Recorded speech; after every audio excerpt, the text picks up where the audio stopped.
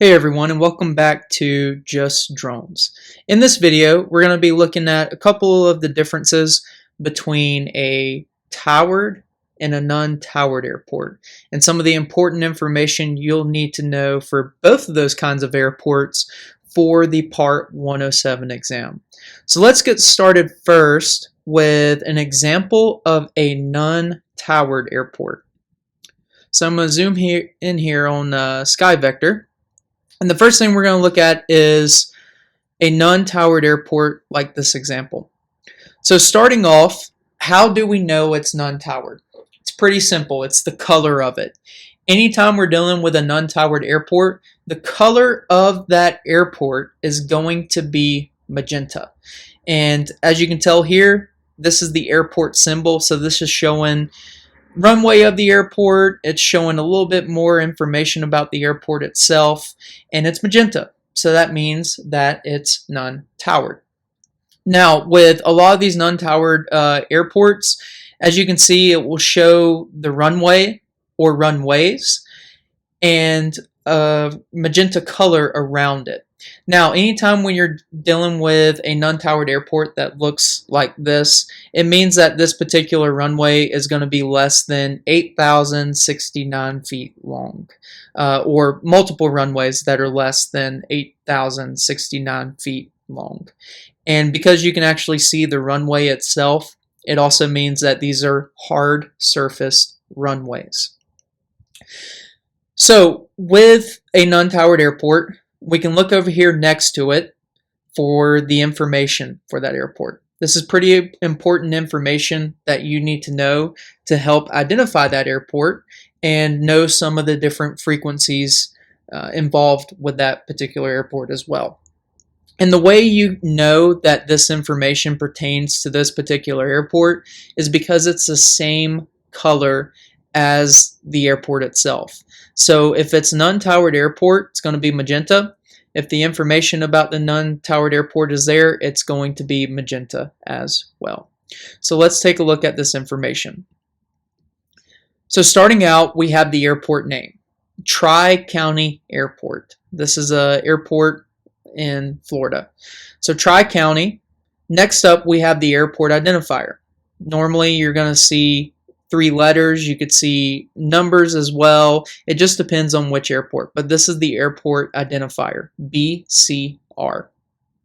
Next up, we have the weather information. So this is AWOS. So you have 3 different types of weather reporting stations with aviation. You have ATIS, AWOS, and ASOS for different airports.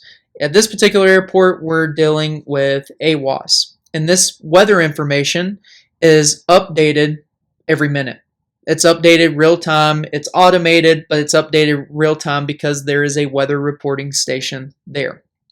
So how do you check the weather for this particular airport?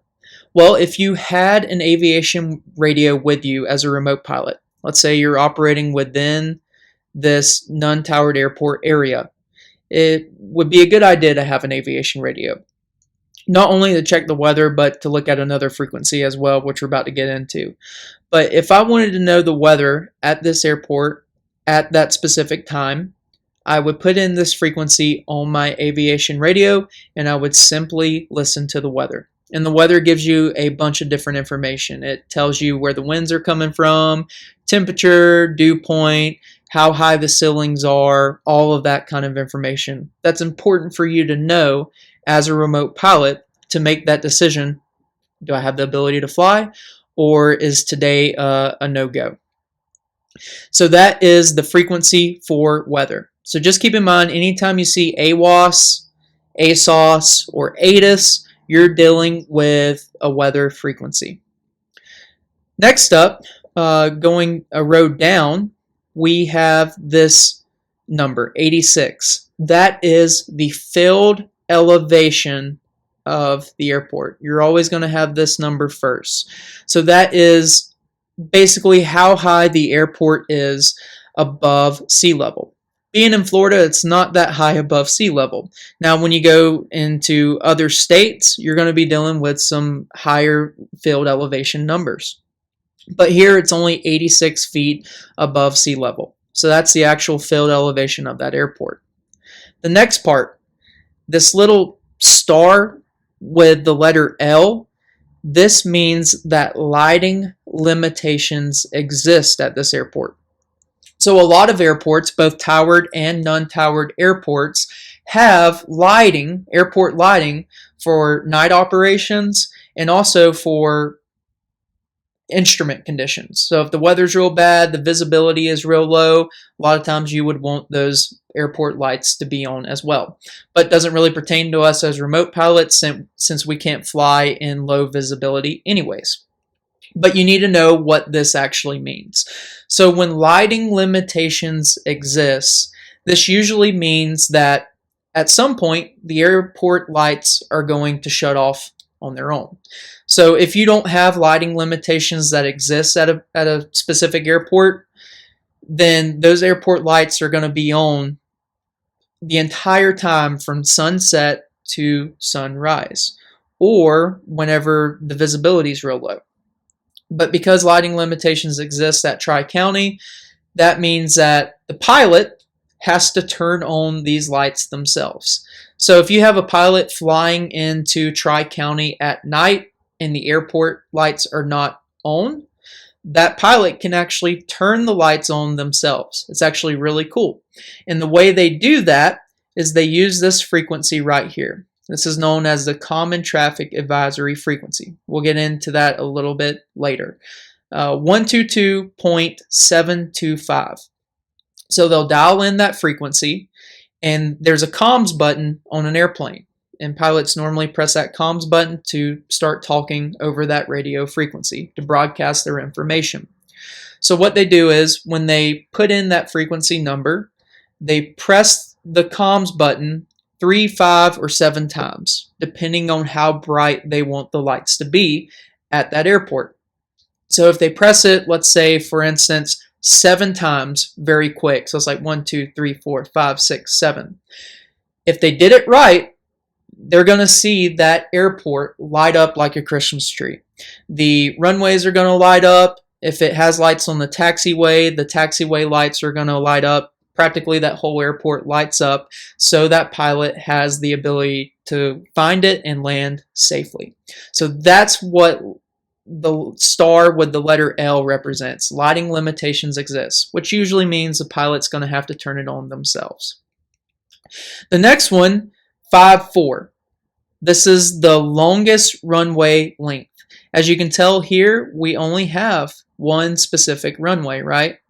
So that tells me that this runway, it's not 54 feet long. You have to add 2 zeros. You're going to see this a lot with a lot of the other VFR sectional chart information. You add 2 zeros to a lot of these numbers. So 5-4 is actually 5,400 feet once you add those 2 zeros.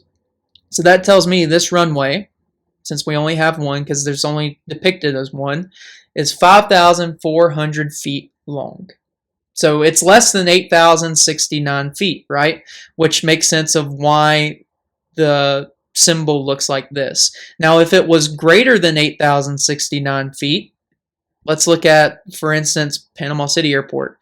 You can see the difference between this depiction versus that depiction, right? And that's because this runway is greater than 8,069 feet. So it looks a little bit different for the symbol.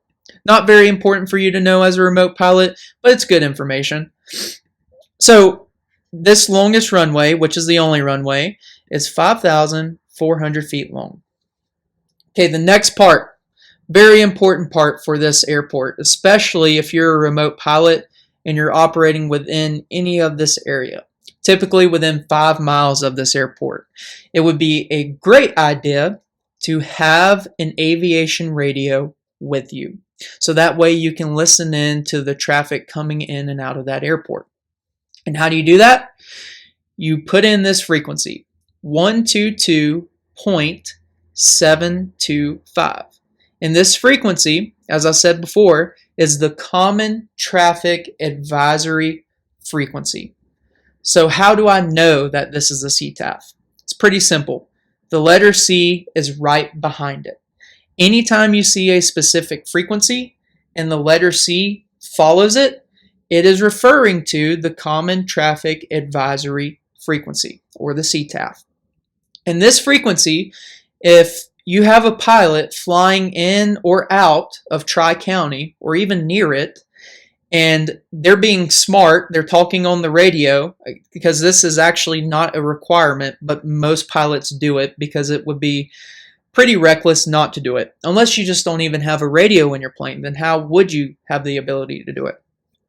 But if you're dealing with pilots that are good about talking on the radios and communicating, they would put in this frequency, 122.725, on their radio if they're flying near Tri-County. And then they would state their intentions. Keep in mind, with a CTAF frequency for an airport, that CTAF frequency is not just for that one airport. That frequency can be for a lot of different airports, and it can be for a lot of different airports near Tri-County. So because of that, when a pilot tunes into this frequency and they're stating their intentions for that airport, they're going to say the airport name and then state their intentions, so they can let everybody else know which airport they're talking about.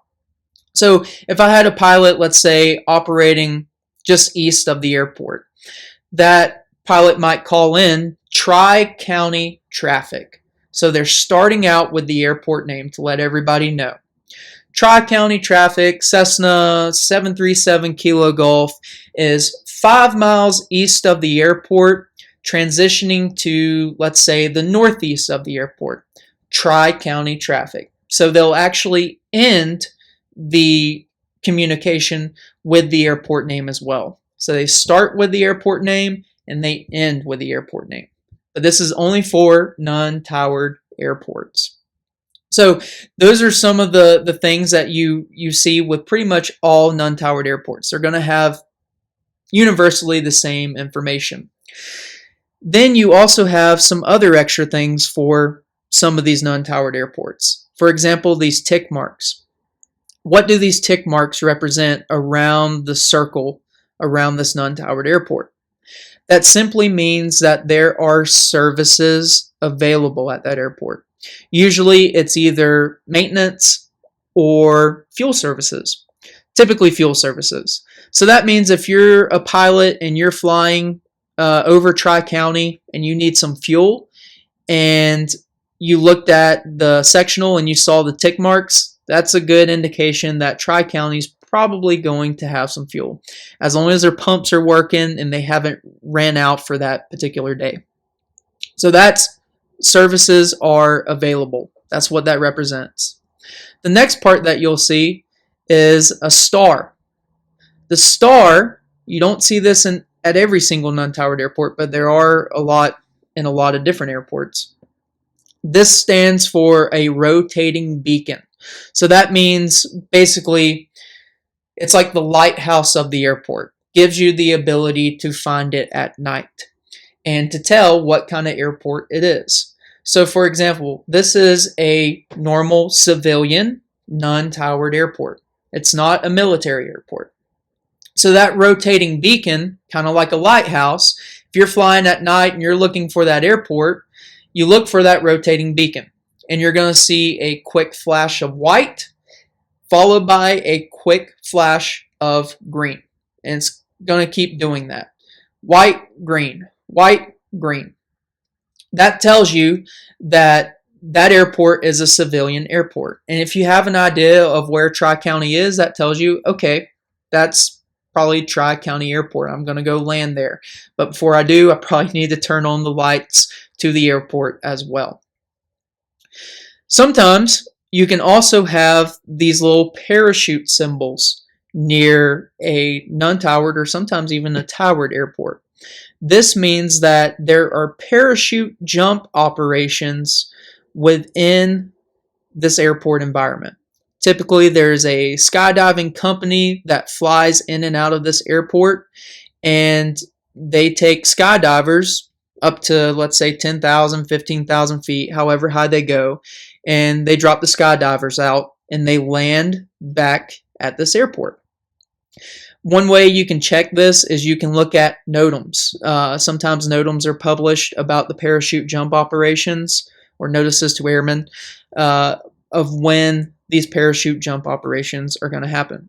Also, skydiving pilots are pretty good about dialing into the CTAF and letting other pilots know when parachute jumpers are jumping out, and usually around the time they're going to land. They'll say, like, for the next 10 minutes, they're going to have parachute jump operations. And typically these are done on the weekends during really good weather.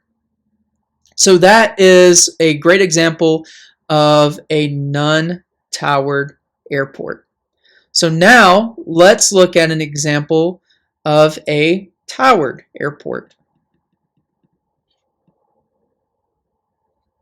So for the example of a towered airport, which is a little bit different than a non-towered airport, we are going to look at the Panama City Beach Airport, or also known as the Northwest Florida Beaches International Airport. So all of this is basically the same. Northwest Florida Beaches International, which is the name of the airport, and then we also have the airport identifier, which is ECP. A little bit different from a non-towered. Since we are dealing with a towered airport, we are dealing with an airport that has an actual control tower.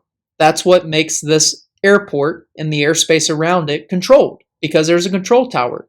So as you can see here, this is a Class D airport, which is the least busiest kind of controlled class of airspace most of the time. So these are normally around airports that are busy enough to have a control tower that also has scheduled airline carriers coming in and out of that airport, typically on a daily basis. So that just shows you that this is a towered airport. The other part that shows you that it's a towered airport is the color. It's different from the magenta, right? It's blue. So if you see the blue airport symbol, like the runways are blue, the rotating beacon, all of that information is blue, that is a towered airport. That's not a non-towered airport. So what that means for us as remote pilots and for manned pilots, we have to have authorization to enter in this class of airspace, in this Class D airspace. So manned pilots that are coming in or coming out of this airspace, they have to talk with the control tower, with ATC, for this particular airspace to both enter and depart this airport. They have to have two-way radio communication established with this airspace before they can fly in or out. That's the requirement. That's the rules and regulations for it. For remote pilots, we have to have authorization to fly in this airspace when it's controlled before we even take off. And I'm going to upload another video pretty soon that shows you how to do that. It's through a program called the Lance system, which is an authorization system that you can do online. And you can basically choose areas within this controlled airspace and within practically any other controlled airspace around the United States and request authorization to fly in there. And within a few seconds, you get that authorization from FAA and ATC. But this is controlled airspace. So as remote pilots, we have to get authorization before we can fly in here. So control tower. Next up is the frequency for the control tower. So 118.95. So that's what the pilots will be putting in their radios to communicate with the Panama City Tower. The next thing that we see is this little star and the CTAF symbol, right? You're probably wondering, why is this next to the control tower frequency? Well, the reason why this is because this is a part-time tower. This means that the control tower is not operating 24/7.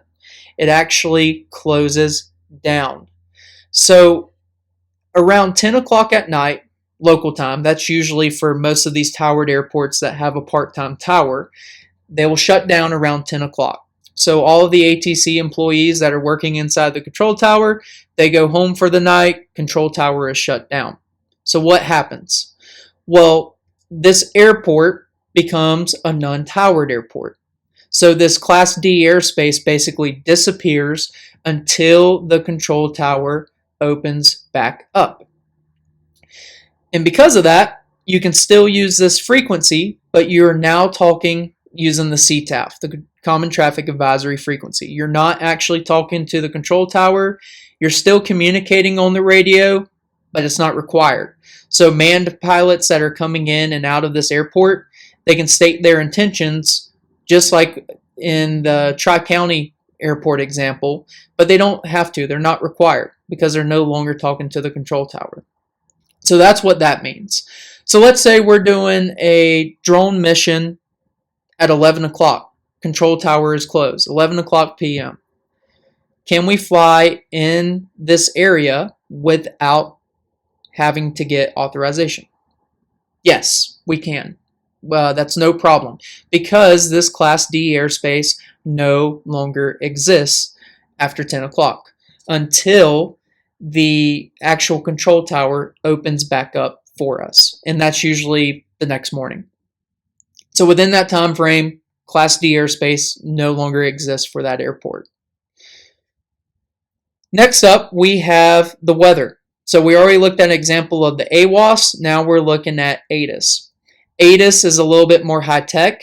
It still provides you with most of the same information, but also provides you with a little bit more information, like what runways are being used within that hour and specific NOTAMs that pertain to this airport. And that frequency is 119.975. Also to mention with ATIS, it's not updated every single minute. It's usually updated hourly, or if there's a major change in weather, then ATIS will be updated. Next up, we have the field elevation. That's the same as a non-towered airport, 69 feet above sea level. Lighting limitations exist because of that little star next to the L, which makes sense. The control tower doesn't want to keep their lights on 24/7 when the control tower's not even up and running. That's a big power bill. So it's up to the pilots when they're coming in or out of this airport to turn on the lights themselves after 10 o'clock. And then we have the longest runway length. 100, not 100 feet, 10,000 feet. Don't forget to add those other two zeros. So that's one example of the information we can find about a towered airport, and the simplest kind of towered airport, Class D. Now let's look at one that's just a little bit more complex, but has pretty much all the same information, except one extra frequency. So in this example, we have the Tallahassee International Airport. And if you remember from your airspace video series on this channel, this type of airspace is known as Class C, or Class Charlie airspace. So you have an inner ring and you have an outer ring. In the inner ring, we have the center of the airport, right? And we can see the rotating beacon here. And just like in the Panama City airport example, you notice that the rotating beacon can be at different locations. The rotating beacon, usually at a towered airport, is going to be placed on the map where you would actually see it at. So where this rotating beacon is between these two runways, that's where it would actually be at if you're trying to find it from the sky. Normally at towered airports, this rotating beacon is usually sitting on top of the control tower itself. And if you were confused about what kind of airport this was, you could easily tell at night if it was a civilian airport because it would be flashing white and green, right? If it was military, it would be 2 flashes of white, then a flash of green. So the information about this airport, we know this is the information for it because it's blue, just like the symbol is blue for the actual airport itself. So we have Tallahassee International, that's the airport name, and then the airport identifier, TLH. Control tower remains the same information, just like Panama City, CT-118.7. This also tells us that this airport is also operated part-time. So that means this airport's probably closing down, or sorry, the control tower is probably closing down around 10 o'clock. That's very important to keep in mind. Just because the control tower shuts down doesn't mean the airport shuts down.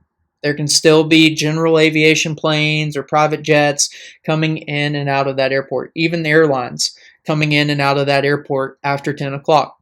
They're just not talking to the control tower. This is now the CTAF. Then we have the ATIS. So you see two frequencies here. Don't worry about that second frequency. That second frequency is just for military. So if you see like frequencies that start in the 200s, it's military frequency because their frequencies are a little bit different for their radios. So if you have military jets coming into Tallahassee or flying over and they want to check the weather, they would dial in on this frequency instead of the normal 119.45. Doesn't pertain to us though. Next up, we have the field elevation again, 83 feet. Lighting limitations exist. Makes sense. Control tower is not open 24/7. The longest runway length, 8,000 feet. And then the Unicom. This is the only part that's different from that Class D that we looked at. You'll see this frequency with a lot of the busier airports. The Unicom frequency, the way you know it's Unicom is because it's at the very end of all of the airport information. Don't get this confused with the CTAF. You'll know it's CTAF or you'll know it's control tower because of these representations. There's nothing that depicts this as being the Unicom.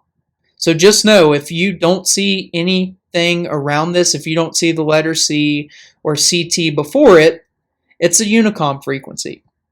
Now, what is the Unicom frequency? Well, really all you need to know as a remote pilot is that that is not ATC, it's not weather, it's nothing like that. It's for something known as an FBO, a fixed base operator. And this is like a private business that works on airport property. They're usually cater to general aviation and private jet companies, things like that. So if you rented a plane and you were flying into Tallahassee International, before you even land, even though you're talking to the control tower and all of that, and you're communicating with the airport, they know you're coming in, you could switch to the Unicom real quick and ask them to provide you with a rental car or that you needed fuel. So it's really any kind of service that you need that the airport can offer. I could also fly in and dial up this Unicom and say, hey, where's the best place to eat within the next few miles of this airport? Like I need to go north of the airport. What's the best place to eat at? So any kind of information or services that you need, you would dial in on that Unicom frequency to speak with the FBO, the actual FBO, to let them know. So that's all what the Unicom frequency is. All right, so that is another example of a towered airport that's just a little bit busier. Now let's look at one more. We're going to look at an example of a Class B, so the busiest type of airspace. I'm going to go up here to the search bar and type in the airport identifier for Atlanta. Also, for most of these airports, you put the letter K in front of the actual airport identifier. And the K represents that this airport is located within the 48 contiguous U.S. states. So that excludes Alaska and Hawaii. I think Alaska and Hawaii are both the letter P. So if you wanted to look up an airport in Alaska or Hawaii, you would put P and then the airport identifier. And I believe the P stands for Pacific. So I'm going to hit go, and it's going to bring me right to the center of Atlanta International Airport. Now, if you remember from the airspace video series, this is the Class B airspace. Pretty complex, very, very busy as well. These airports are the busiest airports that you'll see within the United States. This is why they have the Class B around it. Remember, B stands for busy. So let's go to the center of this airport and look at some of this information. Not much is different. Same kind of layout. Hartsfield, Jackson, Atlanta International. Airport identifier is ATL. Now notice something different here. Look at all these frequencies next to control tower. Look at that, 119.1, 119.3, and so on and so on. Why is that? Well, the reason why this is because look at all these runways that Atlanta has. It has 1, 2, 3, 4, 5 different runways. That's pretty busy for just one person to man, right? So each runway or each group of runways have their own frequency that you would talk on. So if you're talking to a control tower and you want to land on this runway or land on that runway, depending on which runway they want you to use, they are going to ask you to change frequencies. And then they're going to put you on one frequency and you might stay on that the entire time until you land, or they might switch you to another. So each frequency basically represents a different runway or a different group of runways. So that's a lot of frequencies for this one control tower. And then of course you have ATIS, 119.65, so that's weather. You also have the field elevation, so a little bit higher compared to Florida, 1026. Notice the star missing from the letter L. What does that mean? Well, if it's just the normal letter L with no star next to it, that simply means that lighting limitations do not exist, which also means that this airport, the control tower itself at this airport, operates 24/7. You normally see that with the busiest airports within the United States. They're going to operate 24/7 because there is constantly traffic coming in and out of that airport 24/7. So that's the difference. Lighting limitations do not exist here just because now it's the letter L. It doesn't have the star next to it. And then the longest runway, 12,400 feet. Remember, add those 2 zeros. It's not 124 feet. And then Unicom, 122.95. So I call them up before I land, ask them to have a rental car waiting for me, and if a rental car is available, they will provide that for me. Or if I want fuel, maintenance, anything I could ask for that they could possibly provide. And I would just call them up and let them know, hey, I'm coming in, I need some services. So Atlanta, Tallahassee, and Panama City International Airport are all great examples of towered airports. So remember, as a remote pilot, if you are operating within the airspace of a towered airport, you have to get authorization to fly in there. I will be uploading, again, another video pretty soon that shows you how to do that. It walks you step by step of how to get that authorization. So that's it for today, guys. I hope you enjoyed the content in this video, and I hope it also helps you prepare not only to pass the Part 107 exam, but to also gain a better understanding of airspace knowledge. Also, if you like the content that I'm uploading for just drones, please remember to hit that like button and the subscribe button, and I will continue to upload new content every single week. Have a good one, everybody.